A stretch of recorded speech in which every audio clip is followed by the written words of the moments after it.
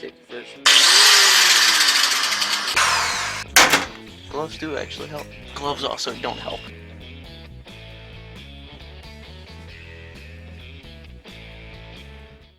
Hey guys, it's Adam on Static Steel Incision, and today we're going to be making chainmail.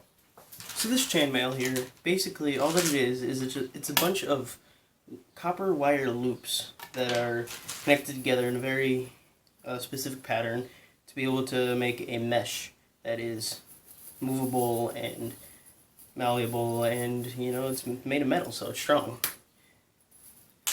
So in order to start, what you're going to need is something long and round and some wire. I have copper wire because it is easily found in my house, and you know, it's just a very useful thing to use. So first, I'm going to go ahead and put the copper wire in the end of this copper tube. It doesn't matter what your piece is made out of that you're going to wrap the wire around.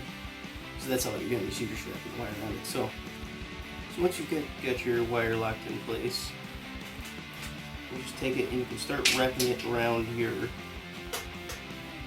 circular object. Now it doesn't take that much force to wrap it because it's just a thin piece of metal. And you just wrap it all the way around as much as you can. Basically just make a long coil out of it. Try to make sure that it is flat against the other loops, because you want it to be nice and straight.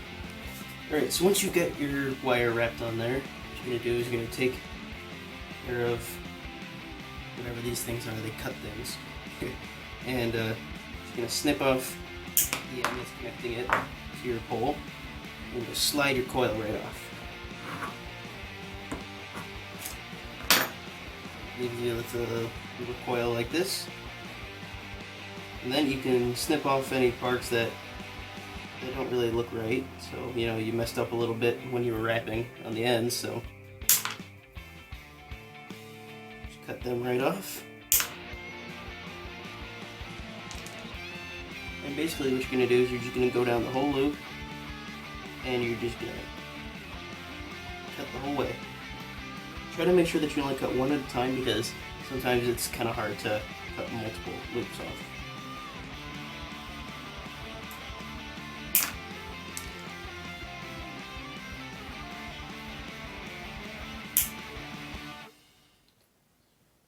Luckily, I've already got a ton of loops prepared. So let's go ahead and dump these out.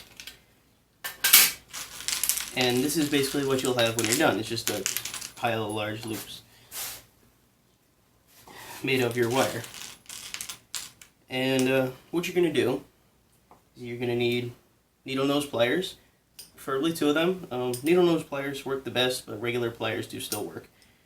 And what you're going to do is you're going to take one loop, both of your pliers, and you're going to spread it apart just a little bit so that 4 other loops can be able to slide right on there.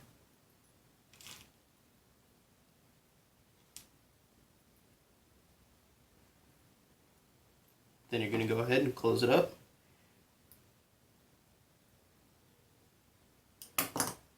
That way those 4 loops will not fall off. I've already got a bunch of those things ready too. So now you've got your 5 loops secured together, and what you're going to want to do is you want to lay them out so that when they're facing you, they all look like this. Alright, so right now these are upside down to me. So what you want to do is you want to make sure that the top of the loop that sticks out is away from you. Right now they're towards me, but that's because I'm going from your guys' perspective. So when you have multiple sets of 5 rings like this, what you're going to do next, you're going to take another individual loop like this, and you're just going to spread it apart like you did for the one before.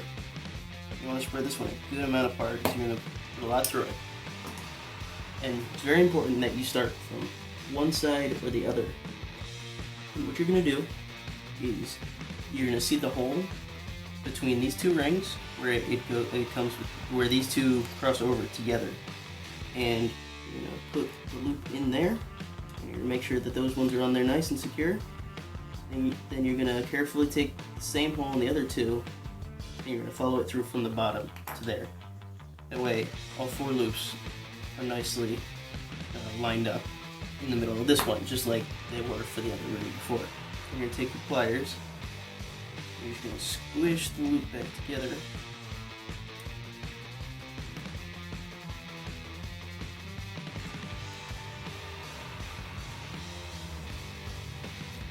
Close it up, and there you go. Now you get a longer set of rings together.